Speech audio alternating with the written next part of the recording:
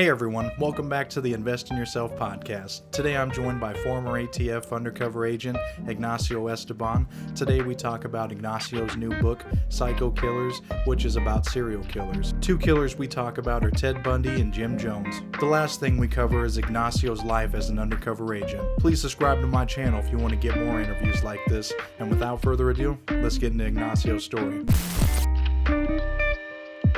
Hey Ignacio, how you doing, man? Hey, good, Adrian. Nice to be back on the show. I think this is my sixth edition already. It's got to be by now, man. I mean, we've done a lot of segments. Yeah, and because you got so many stories. Oh, so many stories, so many books out there. It's at 72 now. 72 books out there, and I've got the long ones, medium ones, and short ones. So if you like to read a lot, you have over 300 pages. If you like to read short, I got short books also. And now I've started with the Audible books, and I did ATF Undercover. You can see the poster behind me based on my life now, and it's on Audible, doing really well. And I'm working on some of these crime syndicates, the book, The Most Dangerous Crime Syndicate of Our Time, to make on Audible. That's going to almost be a 7-hour listen. That should be close to 7 hours. That's going to really be, this one here is about almost 2 hours, a little just shy of 2 hours. Yeah. And like I said, listen to it, which is good.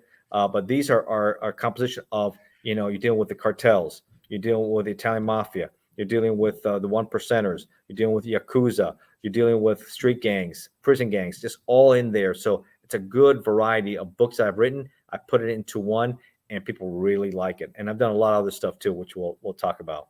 Yeah, the one that I read recently was the ATF Undercover, and I really enjoyed it. I left a great review.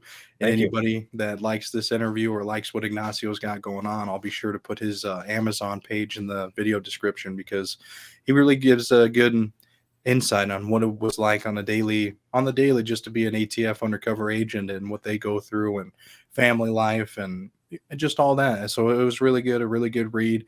So I mean, we can go into that for a little bit, and then we'll segue into the cults and everything. So you did a lot of career work, and we've talked on past shows about you being a part of the DC snipers, and then taking down certain drug dealers, and then dealing with the what else was it? There was LA gangs, and I don't think we've expanded on the Valentine Bloods. I kind of want to talk about that one, because we've talked about the other stuff, but if you want to expand on taking down the Valentine Bloods. Yeah, for sure. That case was like a 2.5-year investigation, and it culminated in the end of early 2009. So it took working with the Pasco County Sheriff's Office gang unit and Newport Richey Police Department. I worked a lot of years. If people who don't know where that's located, just north of Tampa, you have Hillsborough County, and north of that is Pasco County. And I worked with them for years. I was embedded there, and I was working undercover. But this case was one of those, you can't always get yourself into every organization. Something, it doesn't work that way.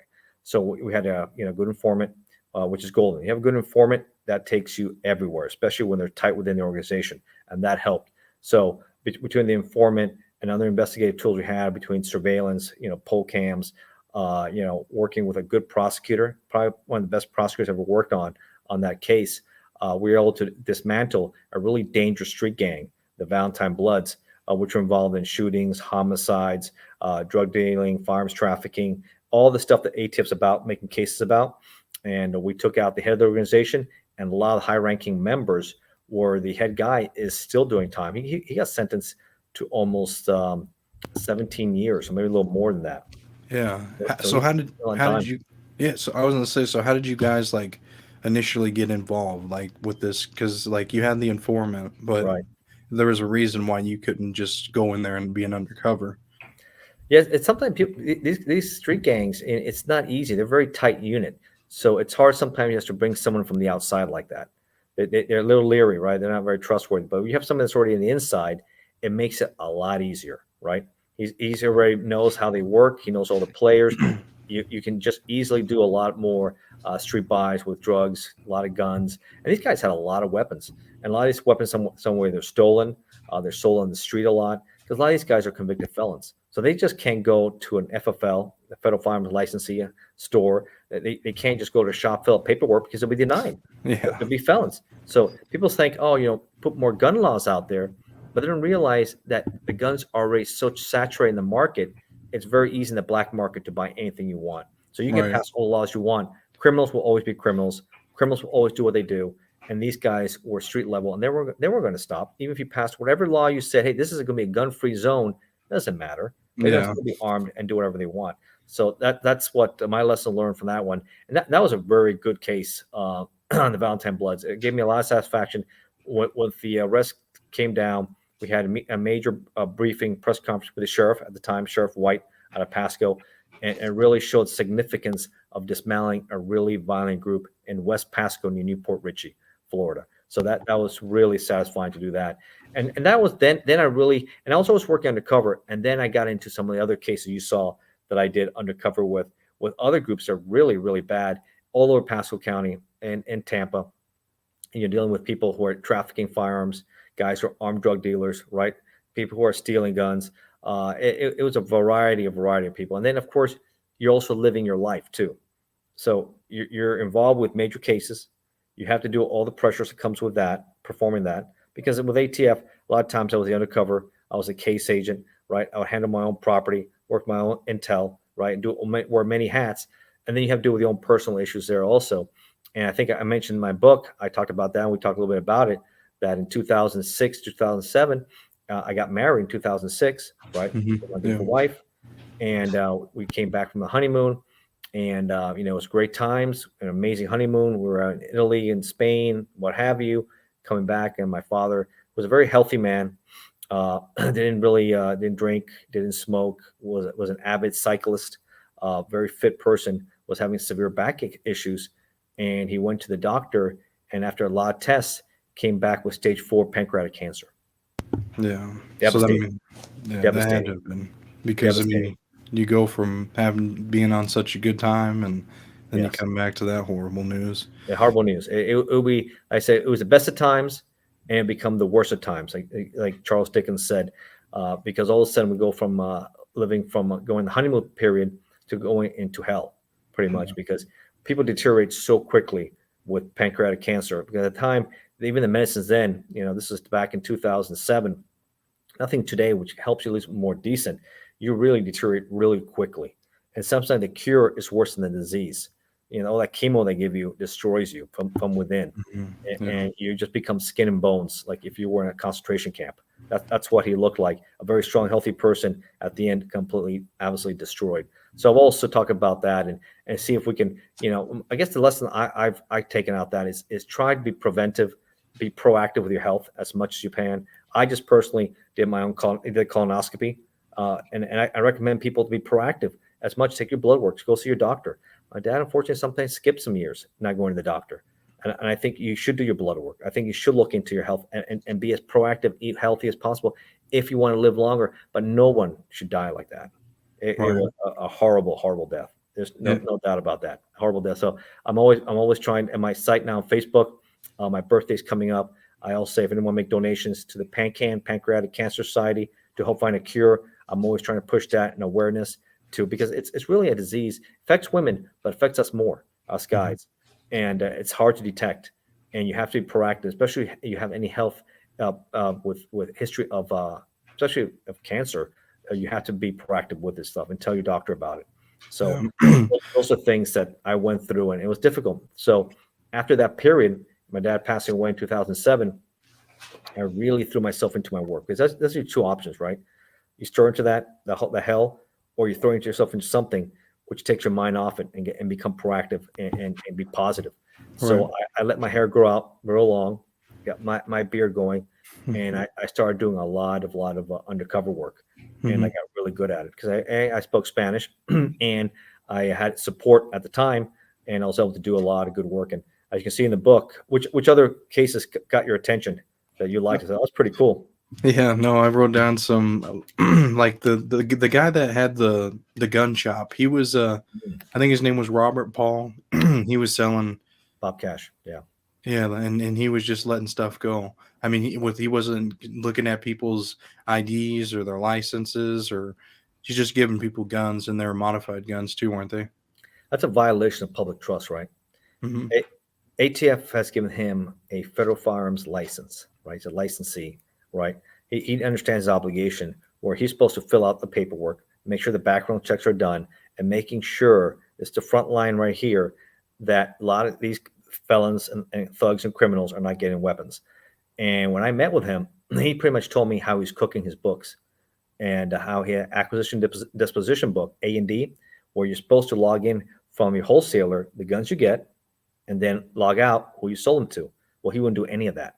So he said, when the ATF inspectors come, which now they're investigative IOIs, industry operation investigators, they wouldn't find it because it wouldn't be in the books.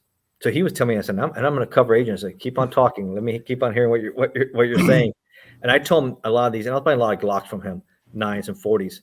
I was saying, hey, none of these guns are staying here because that's my story. A lot of them leave the area and they go down south, down range. He goes, oh, good, because I've dealt with guys who are also selling guns to Mexico.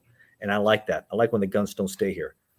This guy's an FFL, and he's that. And of course, by the end of the case, I bought a lot more from him, and we took him down. But the problem with a lot of these gun laws, when you don't have guys who have a good criminal history, don't have any criminal history, firearms trafficking, you don't get a lot of time. He ended up getting 2 years. That's 2 years for putting all those guns on the street. I think we count over at least 200 or 300 at least. Could be more. It's in my book, the exact number. But it was done, and I got to him because you know how you work your way up in the organization. The way I got up to him was first I dealt with a guy and had a good informant. He introduced me to a guy who was a dirty FedEx employee, Puerto Rican, and he was trafficking guns illegally to Puerto Rico, right? And he got caught in Puerto Rico, and he was convicted. He pled guilty, pending sentencing. He went back to Tampa. We're in Wesley Chapel, which is in Pasco County.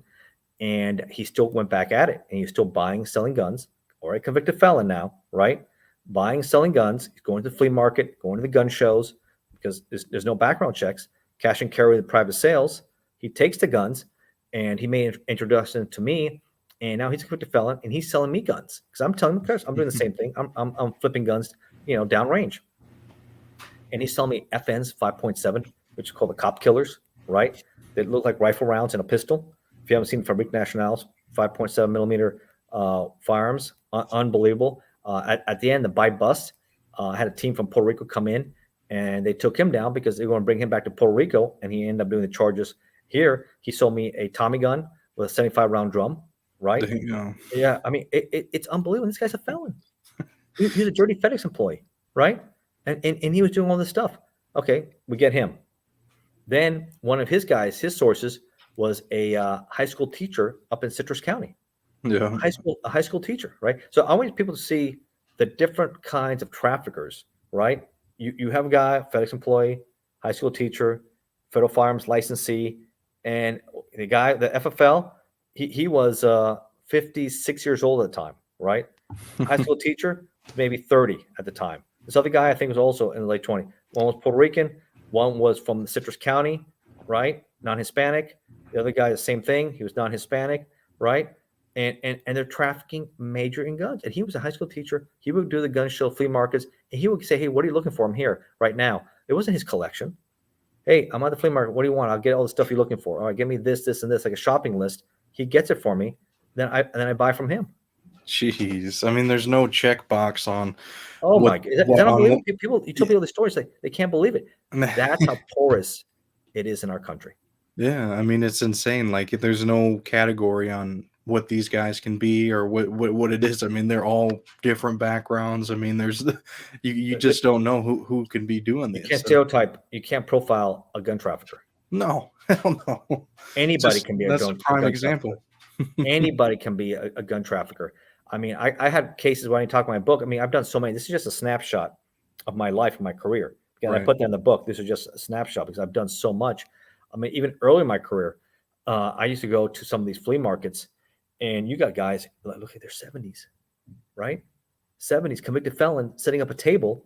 They're felons themselves selling guns to other felons at these flea markets. And no one asks any. And it's unbelievable. Unbelievable. Yeah, you just don't think what you see in Central Florida and North Florida is unbelievable. And it's all over the region. But I'm just talking what I saw personally, and then of course what I researched. That's my present experience. It's just it's porous. So you can, like I said, this president and this administration can try to pass all the gun laws you want. It's not going to work. because These criminals will find a way. everybody knows the workaround.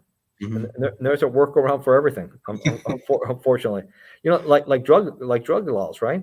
Hmm. Everything's illegal, but everybody But still they still find their way. they're everywhere. Everywhere you go, you want to find it, you know where to find everything. So it's the same principle applies. People say, well, drugs are illegal everywhere. Well, guess what? They're still everywhere. Yeah, So the same thing they applies. always have been. The same applies with guns and everything else. But that was such a violation of public trust. I mean, high school teacher, he lost his job, Oh, I'm and sure. there was some other issues came out. He pled guilty. He became a convicted felon. Remember I talked about that, and the other guy did lose his license, and he got 2 years. But what a violation of public trust. But there's so many, because then later in my career, and I talked about a lot of the undercover I did. I went to ATF headquarters, right, and I worked with the number one in the central region, because I was in the field management staff. And it was different kind of work, seeing how things work behind the scenes and work in the street, because I had promoted now up here. And you would see so many of these FFL cases, federal firearm licensees, who are throughout the country doing the same thing. It is really, really, and a lot of them, another issue is they don't protect their inventory the way they should be. So a lot of people notice that, and they do a lot of break-ins. And I would see every day FFL break-ins, people knowing in, they break in the middle of the night, and they don't put it in a safe or put the stuff away. They leave it out in their counters. Just for people to break the window and just come on in and get Break it. the window and break the glass counters, and that's it. Really? You don't think you should put your stuff inventory away in a safe? That's, to me, being irresponsible. Well, I personally would not want that. I would say, you know what? I know it's a hassle, but you have to put your stuff away, because a lot of these guys were smart. They would come in the morning, or in the opening, and they would notice that the inventory's out there, right? that's Oh, true. Yeah. this guy's not putting stuff away. So another case too I was gonna bring up was the one from the book as well, was Hilda Jones. Am I saying that right? Yeah. The armed career Yeah. criminal Yes. investigation. I think that's what you called it. Yes. So this individual, they were selling drug, or they were robbing drug dealers, is what it was, wasn't it? And you got close with it. It was, yeah. It was. I had bought some guns with him during the investigation, and he Mhm. himself is a career felon. He was looking just on my gun bias alone from him. Again, having a good informant helps. Someone that's tight with the organization makes introductions. That makes it a lot easier. And we were doing a conspiracy case for these guys who were looking to rob armed drug dealers, right? Mhm. Stash houses where they had Right. cocaine in their stash houses. And I was looking to see, they were looking to do a armed robbery of these armed cocaine stash houses, and everything would look well. And I talked about investigation. Sometimes you can make the best case, but you have a poor prosecutor on it, and it can really ruin your investigation. And that was I'm that sure. point. Hilda Jones went away because my buys on him were good, but the prosecutor did not like, and he thought I had morphed and conspired and made it something more than should have. But these guys were predisposed. They had their own vehicles. They met me with me. They're willing to do this robbery of a cocaine stash house to get, I think it was like 15, 20 kilos of cocaine in there. So, and the prosecutor didn't want to prosecute the case. So Wow. I mean, and yeah, he ended up getting 17 years, didn't he? the main guy, I got him 17. We had to go to trial. I went to trial and I testified against him. And it was like I would say at least a 2 or 3 day trial. And I got him 17 years. But I would like to have gotten his crew. I want to take everybody else down with him, right? Because they stayed out there. I got the main guy at least, which is satisfying. He was a good target, a righteous target. Obviously, he still has guns. He shouldn't have any guns, and I took those guns off the street. That's where I spend most of my time, is buying a lot of these guns off the street from really bad, righteous targets. So that gave me a lot of satisfaction. But the frustration is either you get sometimes bad prosecutors or really poor supervisors, right? Who are hindrance. And I talk about my book too, some of the stuff I saw out there. I don't know if you picked up on the one supervisor I had. I talk also about waste, fraud, and abuse, right? The good, the bad, and the ugly of ATF. And this guy had an H2, right? And people don't know what an H2 vehicle is. That's a big vehicle. That's a gas guzzler, right? Maybe you get 9 miles to the gallon, right? And he was coming to Tampa, and he spent over 4 years back and forth because he was pissed at another undercover, and that vehicle was really meant to do undercover work. Not to be used on a daily basis. That's more for flash or doing a deal. It's not meant for someone to use in a day. That is our tax dollar being absolutely wasted. And upper management knew about it because obviously he's driving into it, and they did nothing to stop it. They did How not say many stop it. years was he doing that? You said 4? Over 4 years easy. I was in Dang. his group almost 4 years, and he still had it. So I would say maybe 5 years doing it like that. So, And and didn't people this don't know, it was 40 miles from where he lived to the office. He had to gas up at least once a day. And if we had operations going, he would make me gas up twice. And we know the tires are expensive. We know maintenance are expensive. So if you had a regular vehicle, this expense was 2 or 3 or 4 times more than he would if he had a regular G ride. And didn't this supervisor, you didn't really get along with him at all? He really kind of seemed jealous or envious of you or something. I Yeah, don't know if it was that one or another one. yeah, I've had some doozies, man, and this is why I've had some good ones, and like anywhere in the world, I had some doozies, and I put them in there, and a Just to give people insight on the daily little ATF insight. shit. Him and I actually did get along Oh, for okay. a few years, and until he wanted me to turn on my partner. They had a fallout, and a little background on him. We used to call him in the book the Puerto Rican bullet catcher, right? Because back in the late '80s, in '87, he was in a shootout Oh, with a okay, yeah. target, and he has that famous shooting where his round, the bad guy's round, the bad guy has a SIG 9mm. He has a SIG 9mm. He shoots around, and it plugs his barrel, goes directly in there, right into his right, and he That'd can't be he can't pull the insane. trigger, and nothing's happening. Lucky for him, the Hialeah SWAT team is behind. Here's a vehicle. Here's him, and they shoot him, this guy, and take care of the threat, right? But he's very lucky. The guy didn't keep on opening up on him, and that's 1 in a million. He later That's retired and did a show on Ripley's Believe It or Not about that. Yeah, so I was gonna say that's definitely 1 in a million Yeah, because lucky to be alive. You just think it. Look where this is at, right? and What happens? It doesn't go there. it goes anywhere else. Yeah. That's why I call him the bullet catcher. You can do that maybe once, right? Yeah. Like the Matrix. If But you're lucky. you're not going to keep on catching bullets coming at you, man. No, hell no. Doesn't work like that. So he was my partner, working for years. He's my mentor. I had worked with my training officer, became friends with him. We both spoke Spanish. He was older than me, about 17 years. He almost became like an uncle. And they had a fallout. But this is the kind of person where he wants you to turn you against him. I can't. I'm not that kind of person. You know what I'm saying? You said, hey, what do you stop having lunch with this guy? Stop hanging out with this guy. You want me to shun him? And I can't do that. So, oh, you're not going to do that? Well, I'm going to mess with you now. So that I had a good run with him, and then major friction and fallout. But this is the kind of person he is. Yeah, he was vindictive, abusive, retaliatory. But look what he's also doing with the vehicles right there, right? He's misusing. That's an absolute misuse of our money, our taxpayer money being misspent like that. And the way he ran the group, the way he treated people, and everything else, he shouldn't have been there. Long story short, and it's in my book. I have a meeting with the ASAC and the SACs about the conduct.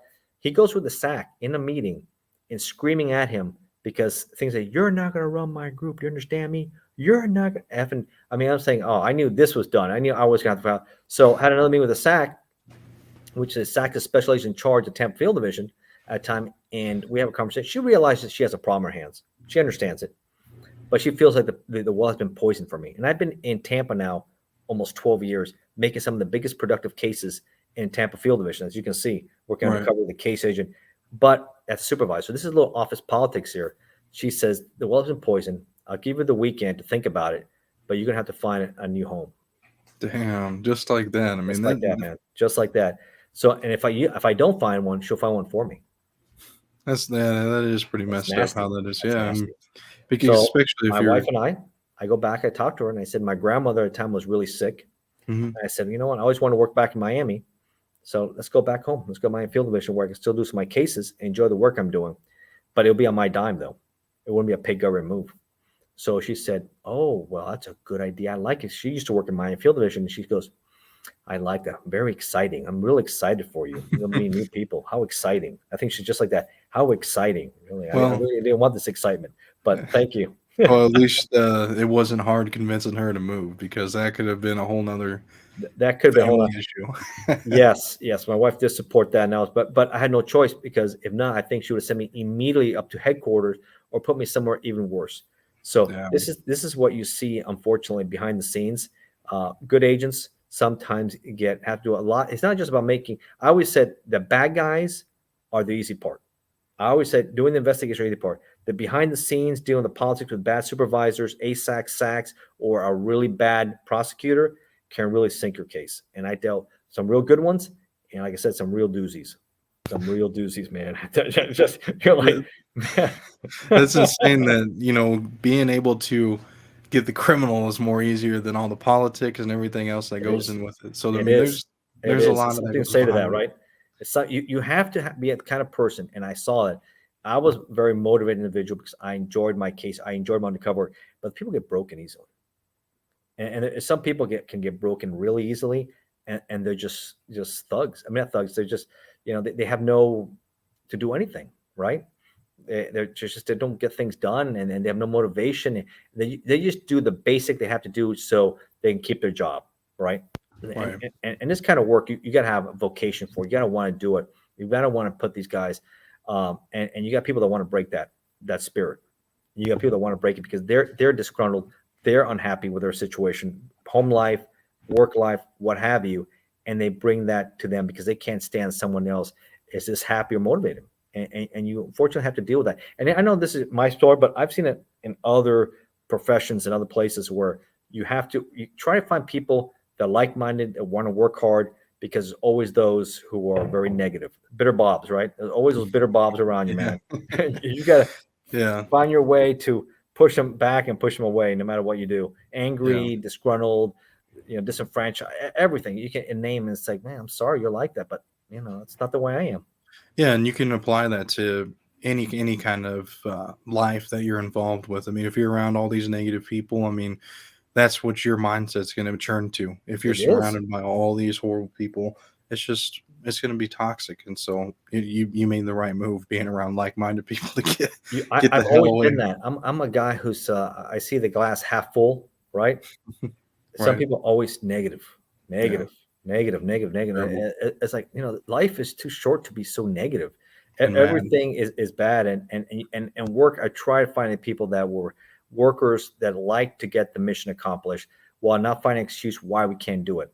No, I find the reason why we're going to do it. I don't find the reason, Exactly. oh, we can't make this. This is not going to happen. This is what the heck, man. Yeah, because you're already setting once you say you can't, well, I guess that's it. You're not. But if you're trying to find a way like what you're doing, then there's Yeah. still a way around it. There's still hope. You're looking. Just like I'm gonna give an example here. I'll part a little bit here. Just like with writing, right? I've written a lot of books here.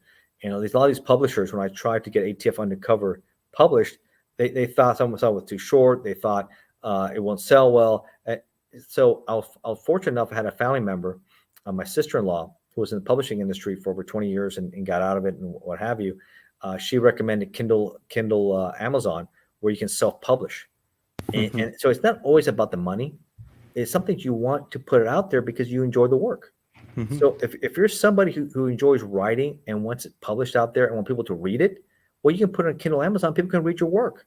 And there's a lot of satisfaction in that and doing that. So, the publishing industry is very nasty also and very difficult. But this is a workaround from the gatekeepers so you can publish your work and get it out there. And Amazon, like all my books, all my 70 plus books are free for Kindle, unlimited subscribers.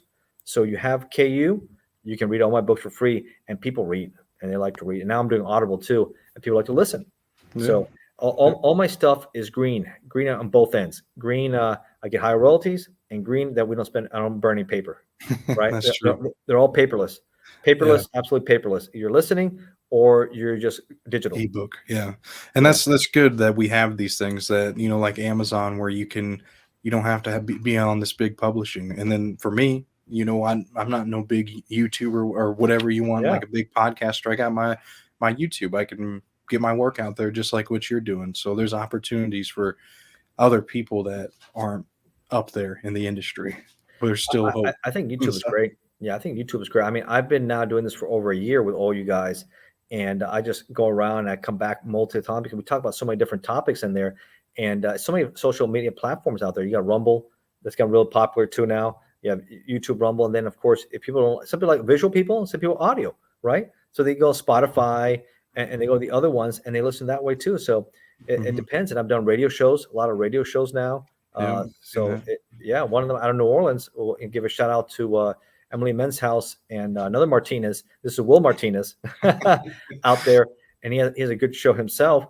And and with 107.7 New Orleans, it's fed through social media, through Facebook Live and Rumble and everything else, but it's also That's on a cool. radio show, which had close to 2 million listeners. So I've done that a Wow. few times. So Damn. it's fun. It's fun. It, yeah. No, I mean it's true. I mean, I think that it's good that you do your rounds and that you network with people so you could get your books out there even more. Because I mean, you got to self promote when it's just you, and I think you're doing pretty good while going on all these shows. I think it's a pretty good way to promote. It's fun to promote. I got good feedback from listeners and readers, Mhm. which I think is good. And I do the true crime genre. For those who don't know me, I do true crime. I do politics. I do obviously my ATF Undercover. I've done picture books also. Travel. I've traveled quite extensively. I've done some pretty cool books there. Hiking, sports fiction. Also did a few books with my daughter on kids books too. So that was pretty cool. So that was a That's good cool. bonding experience with her. She was Yeah. 11 years old when we did that. No, that's cool that you bring your daughter and get your daughters involved or whatnot Yeah, because I mean they're probably interested in what the hell you're always doing or like what like on your computer doing research and making books. So then you bring them along. I mean I do that with my daughter a few times too. When I'm editing videos or whatever and trying to make them look cool. So then, she sees what sure. it looks like final product after. So it's cool. It's fun to bring them in and expose them to different stuff. Yeah, maybe they do. Maybe when they get a little older, do their own shows too. Yeah, you never know. I mean, if you don't expose them to it, then that Exactly. opportunity or that door might not open. But yeah, I think that's pretty cool. There was one thing before we move into the Colts and stuff I wanted to Yeah. talk to you about the ATF book. How do you flip an informant? Because it sounds like with each case that you had I mean, not all of them, but for a majority of them, you had an informant. And how would you get them to flip? Because did they already have? Just you explain it. You'll explain it better. Yeah. There are a few different types of informants. There's guys that you say you arrest during an investigation, and Hmm. they want to cooperate, and all of a sudden they decide to cooperate to get consideration for their charges, so they will work with you. And then professional informants, guys who are paid informants that we pay money for, that are really good at infiltrating and getting into these groups, are actively involved in drug trafficking, firearms trafficking, or what have you. So Okay. you have a good network, and a lot of times they've been in for years, and sometimes they have different handlers. Sometimes they get passed on to you from a guy who used to handle this informant, and now he's retired and moved on. He passes on to you, or you have an investigation, which a lot of times, and they decide to cooperate, and then all of a sudden for this investigation, they become a cooperator and they're helping you do the cases. So it's something you have to, like anything else with informants and cooperators, anything else. There's two sides. They can make your cases, they can break them. That's why anytime I had an informant, if I could, after the introductions, I would cut them out, because that way I can deal directly with the bad guy without having to deal with the drama, possibly what can be going wrong with the informant. Mhm. If something I wasn't sure about, like saying I wasn't sure, a little sketchy, or last deal I didn't like it too much, I'll maybe bring the informant back in, the CI, and say, hey, listen, why don't you reach out to him and see what he thinks about me? So Yeah, I get some insight. He said, yeah, he's fine, or he's not so kind with this. So you have to be smart and very diligent in how you work these cases, and be very careful, because you can't take these guys for granted either and saying, I've done, 8 deals with this guy or whatever, and with the other group, we should be fine, because you never know what could happen. You never know. that's You true. got to keep your wits about you for sure. So how could they? You said they can make it or break it. What is some things that they Oh, can they fail can on? break it by instead of playing both sides, right? They get them dirty, helping with Mhm. this one, but yet they're selling drugs on the other side, right? Or a lot of them have vices. They get back in their coke or heroin addictions and stuff, and that can be a problem. They can run their mouth, right? That's true. Yeah, to anybody So that they that they might not want to especially if say they get anything. high, Yeah, and they get stupid, right? yeah, So there's a lot of factors in there you have to take consideration with these guys. So I always try to use them for information, and then when I can, I remove them from the investigation as best I could. You yeah, know, yeah. yeah, That makes sense. yeah, After they make. they're a necessary evil, right, to get you going. Mm-hmm. But once you're done, then it's time to cut them out, because again, they're not professional. They Right, don't understand. They want to make sure there's no entrapment issues. Want to make sure these guys are predisposed to what they're doing, right? These are criminal actively doing what they say they're doing. So there's a lot of legal issues there, which sometimes informants are motivated more by maybe a pay, or maybe by getting charges reduced. right. And I think that's true though. What you said too, because I've noticed a pattern with undercover agents and stuff that I've done interviews with, that they make the introduction with the informant, and then they just kind of, all right, well, you go do your thing again, or whatever. They're supposed to stay away from it, but they just don't want to deal with the drama or whatnot, because there could be a lot that goes into that that And you don't nothing's want worse to when you put a lot of time and hard work and a case goes down the toilet because do. Mhm. of an informant.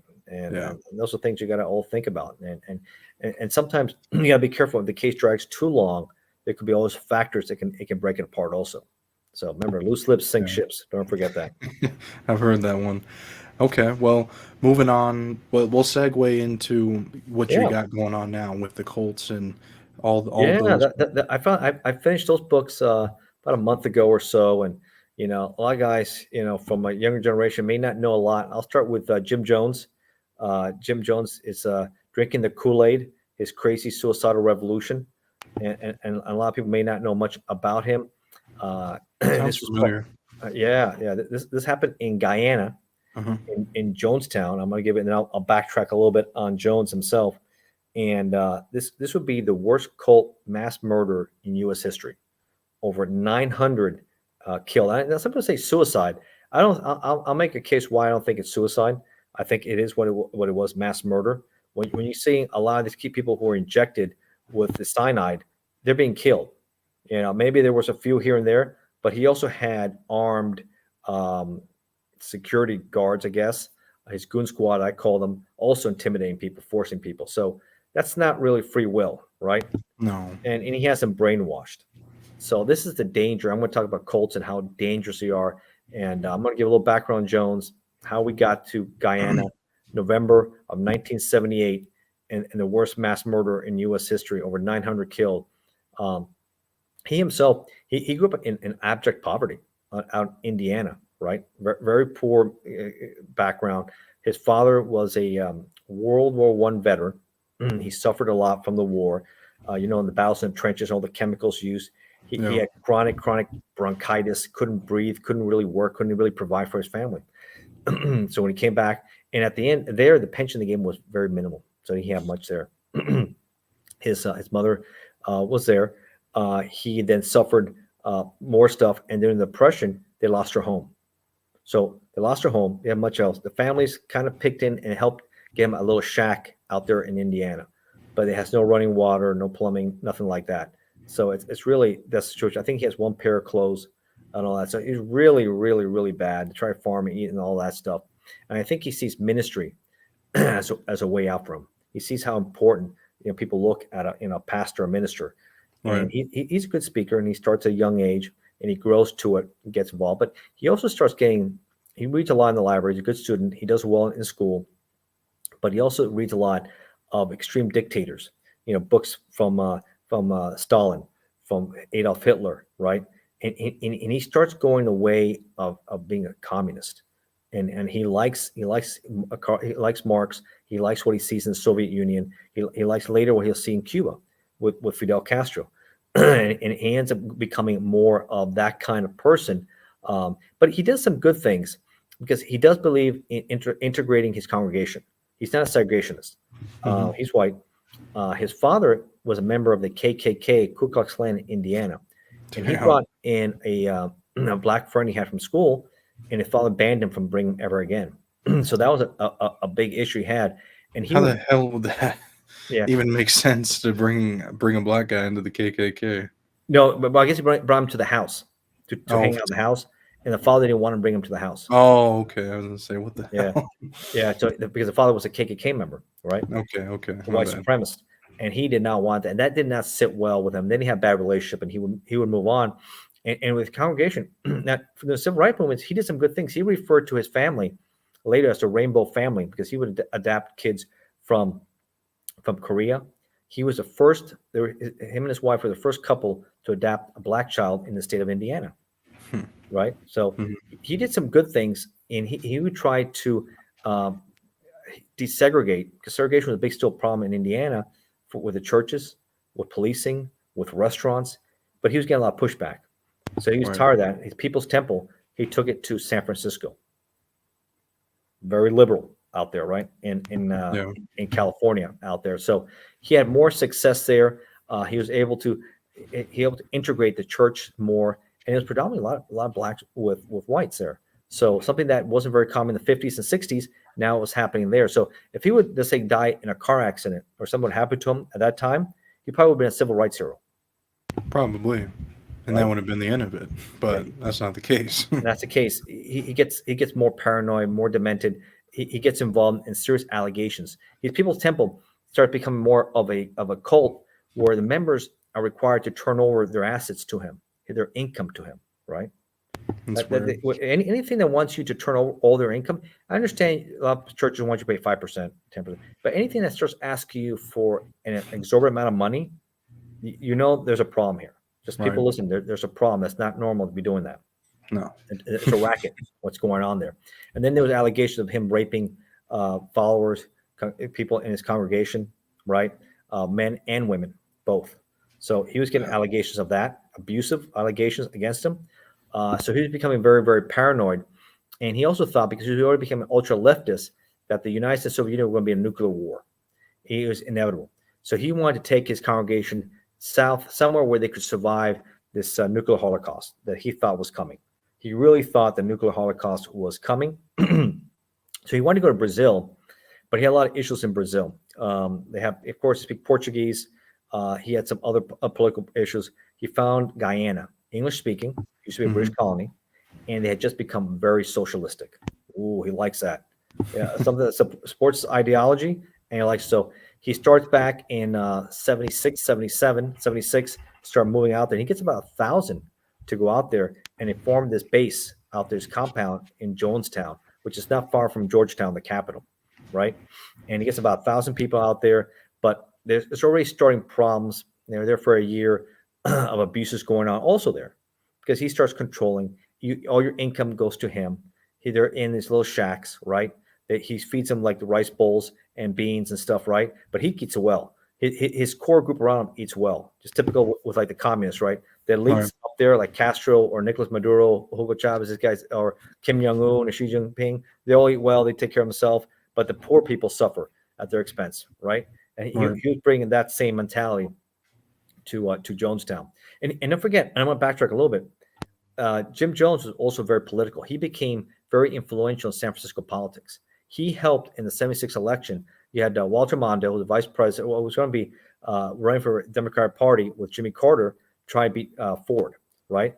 And Ronald Reagan was the governor of California years earlier. So it was kind of a red state still, quasi, but he helps get the vote out to vote for these guys to beat Ford in 76. So they'll quickly forget about him after this disaster. So when it was interesting, he helps the mayor win the election. He helps national election. He becomes a very strong political figure. He ends up making millions of dollars. That much. A guy, abject poverty, is making millions and millions of dollars with his so-called religion, which really is a cult mentality. So very political guy. He goes down south, set up in Guyana, but he's very controlling. And people are trying to defect and leave, and you can't leave. So if you want to cause problems, and he puts you into like a 12-hour work camp. So you got to at least put 12 hours a day on the fields, work in the fields or working what have you. So you can't just hang out and say, today I'm not feeling good. No, you got to put to work. If you complain, they send you to the medical camp. If you go to the medical camp, it's bad news for you. Sometimes they inject you with coma-inducing medication to control you. And then sometimes they'll be used as sex slaves.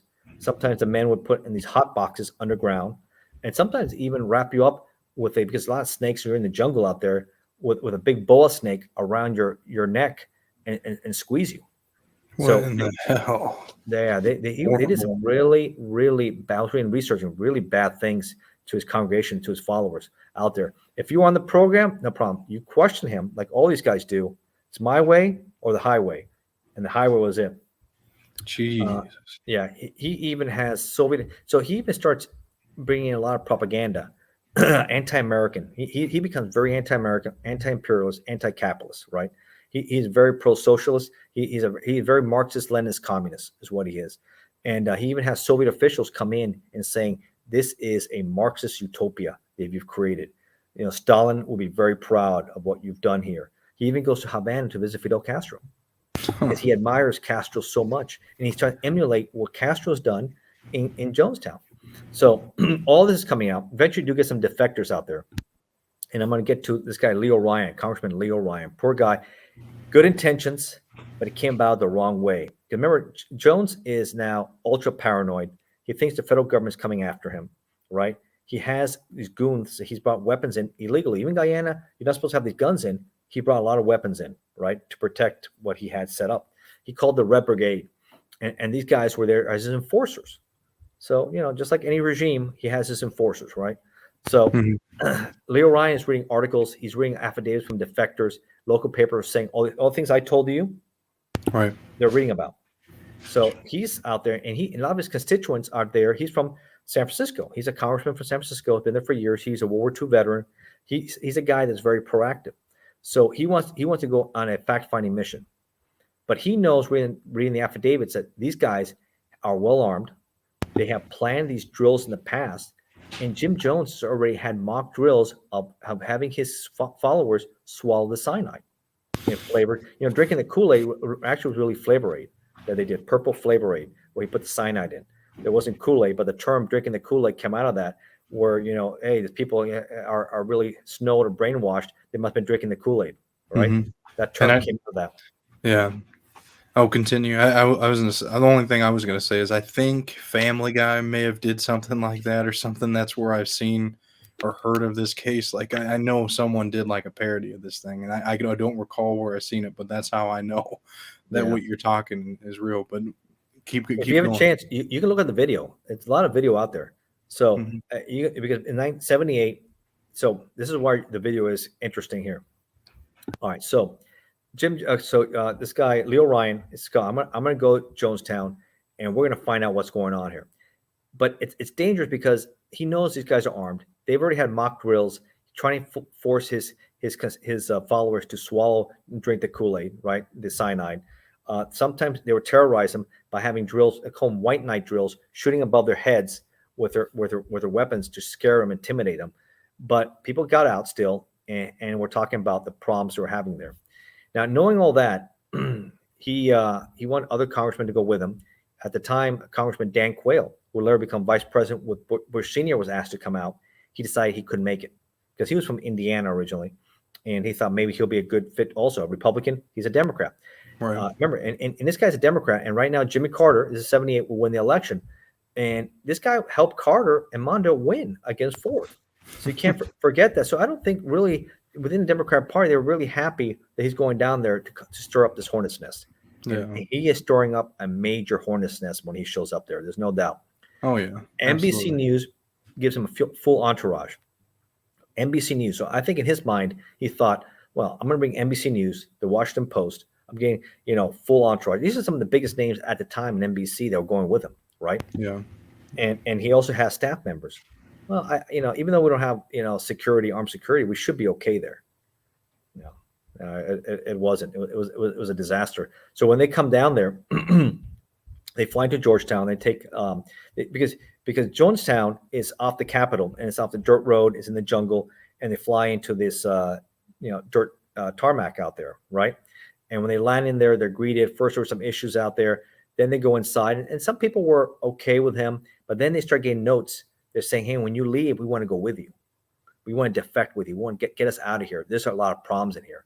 So NBC reporters start interviewing Jones. Hey, what's going on here? Why are we getting this note? People want to leave. And he goes, you can see his eyes, the paranoia brings in. And says, brother, just leave me alone, brother. You don't understand. They're liars around us. You can see all these videos. And you can see these people are liars. What can I tell you, my brother? They're and you can tell the paranoia has already, because he's already practiced this, and he knows the end is coming. You can already see in his eyes, he is ready to kick this into high gear. The government's here. They're going to shut me down, and I won't have this happening. And you can watch in his eyes. And then you can see in the video, they're there for a couple of days, that one guy tries to stab the congressman, right? And you see in the video, one guy, that's one of his goon guys, try to stab him. They got pushed him away, and the embassy reporter tells him, we got to get out of here. We're not safe. We got to go now. We got to go now. You see it that they start, so they hop in the Jeeps, but they're going to follow, right? They're going to follow to the airport, and not even airport, the airstrip there.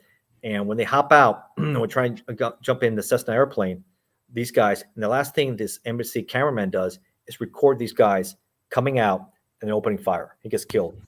The congressman gets shot 7 times, executed in the face. And one of his staff members, her name is Jackie Spear, wrote a really good book, and I've seen her interviewed. She survives. She gets shot 5 times by playing dead for 24 hours on the tarmac. She plays dead for 24 hours and survives.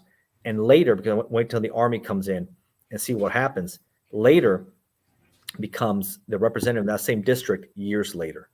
She'll later take over Leo Ryan. He will become the only congressman, I think up to date, that's ever been killed in a fact-finding mission. Just remember that. Yeah, Leo Ryan, the only congressman, you look his name up, the only congressman been killed in a fact-finding mission.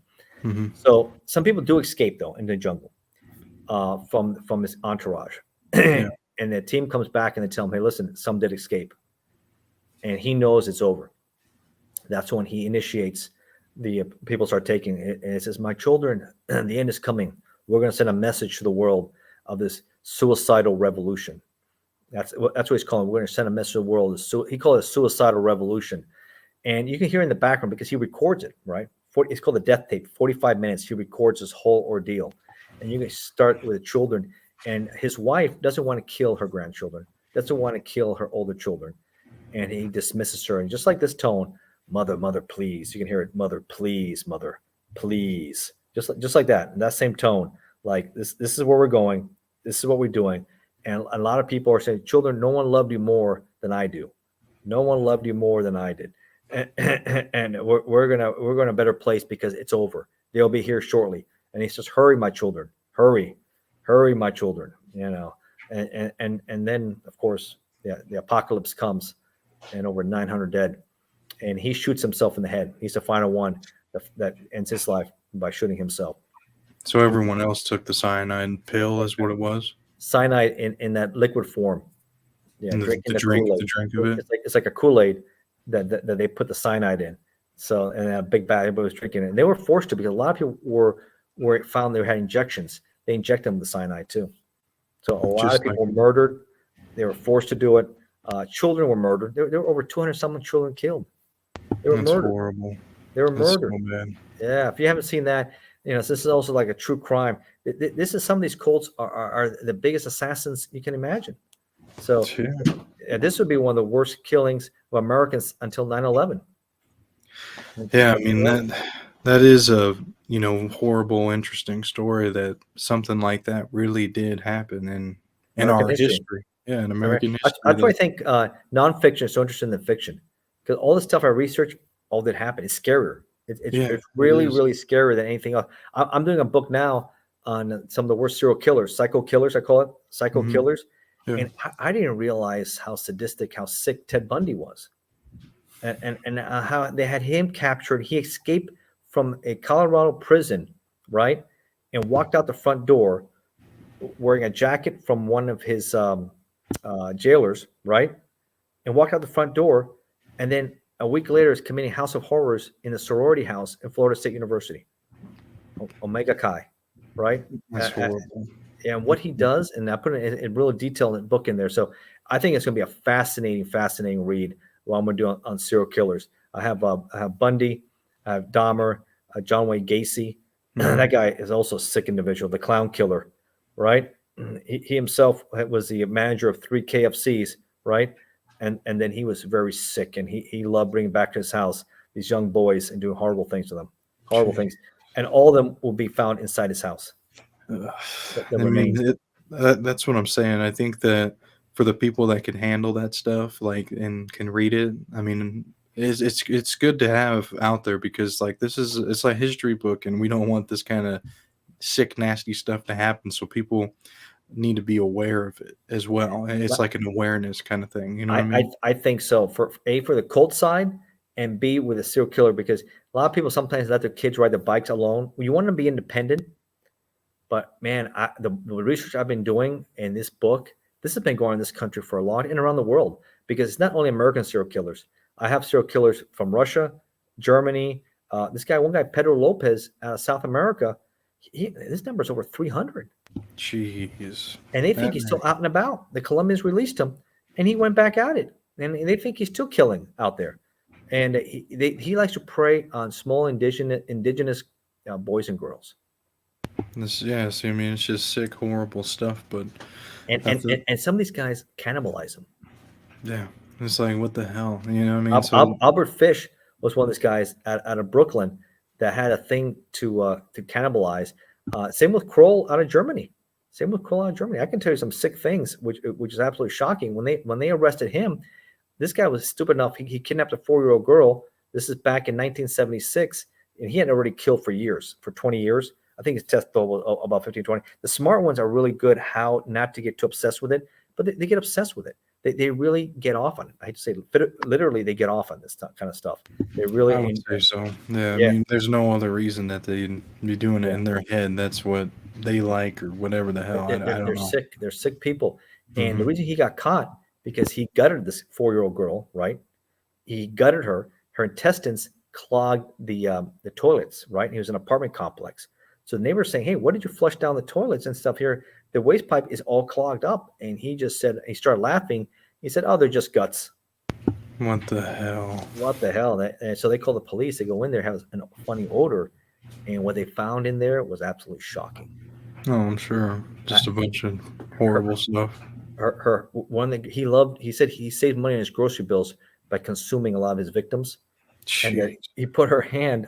Her hand was being boiled in a pot that he had. Oh my God. Yeah. So they eventually so he's locked up. I mean, is this guy still around? No, he died. This guy Kroll died in the early '90s. He had a heart attack. Unfortunately, a lot of European countries, John Wayne Gacy's last words. He was executed in '94. Was some of these guys? Bundy said, "Tell my family I love them." Dahmer was killed in jail, but this guy John Wayne Gacy's last word is "kiss my ass." That's his last words. Kiss my ass before he got executed in Illinois. He had No over 30, remorse. 30 some kids. He loved young boys. That was his thing. He loved young boys, and he had them dismembered and parts and down in his cellar and basement and all that. Just no remorse for any of that kind Some of shit people they do not done. have no remorse at all. So I think that's going to be a book that should be coming out hopefully in about a week or so. Hmm. Hoping to Memorial Day weekend. Psycho Killers. I have 12 bad ones, and a lot of people have asked me to talk about this on different shows. I'll be more happy to come back and talk to you about that too. But with the cults, Jim Jones is one, Scientology is another one, and then we can talk another time about Timothy McVeigh and Waco and David Koresh and Branch Davidians. That one I Yeah. can spend easy an hour on that because of my background with ATF and what happened, what went wrong, what we learned in history about it. But there's a lot we can talk about. Yeah, well, I do appreciate you coming on and sharing your stories. I mean, you always got something interesting to say, and that's what's good with you. I mean, you have all these short stories, and we can go on to different topics. It's not like, okay, you did one book and done. Now you got all these other I got ideas. over 70 something, and there's so much I can talk about, and it's so diverse. And I mean, and to me, I enjoy researching because I had no idea how sick some of these guys were. I had Oh, no idea how sick they are, and have to be careful. And I'll talk to you another. We'll do a story about this another time. How vulnerable these small kids are. They really are. oh, I'm sure Really with are. all those guys out there. I mean, it's Yes, just there's so many, and these are the big names. And there's some guys who are not as big as them. They don't get as ambitious. They want to have a huge body count. They're okay doing a couple a year, and then yeah, and they don't get caught like that. right. So it's fine. And there's people, couples too. It's not just guys. Sometimes there's couples doing it together, and they use the wife or the girlfriend to help bring in, and they do things like that. So, man, it is scary all the stuff out there. And of course, with women too. I've seen the Black Widows. Hmm. I can do a book on Black Widows, which really, really are really how they do Sick things too. woman. Yes, yes, yeah. Jeez. Yeah. So Okay. people love true crime. People are obsessed with it. Not obsessed, but they enjoy reading about it.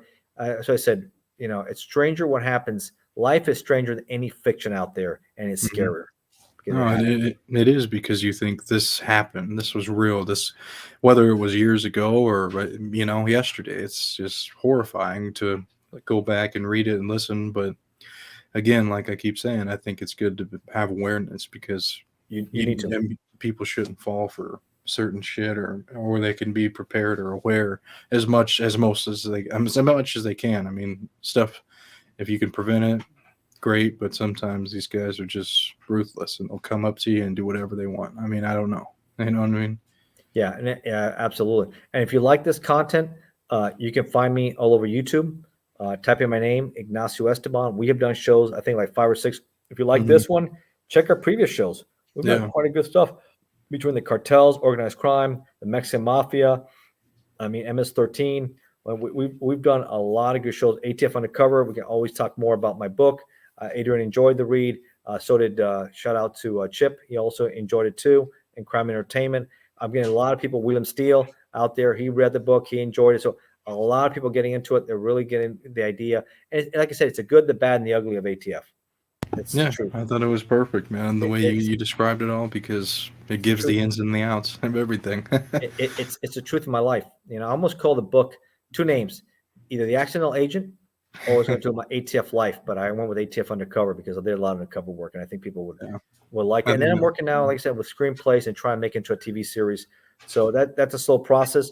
We're working on with different people. I'm hoping I can get that done. That'd be pretty cool. I never thought I'd be doing this stuff. And again, all my books are available on Amazon. Just type in my name, Ignacio Esteban. You can look at my author page. 70 some books. And again, if you're a Kindle Unlimited subscriber, all my books are free. And if you're not, my books are less than $10. Most of my books are under $5, right?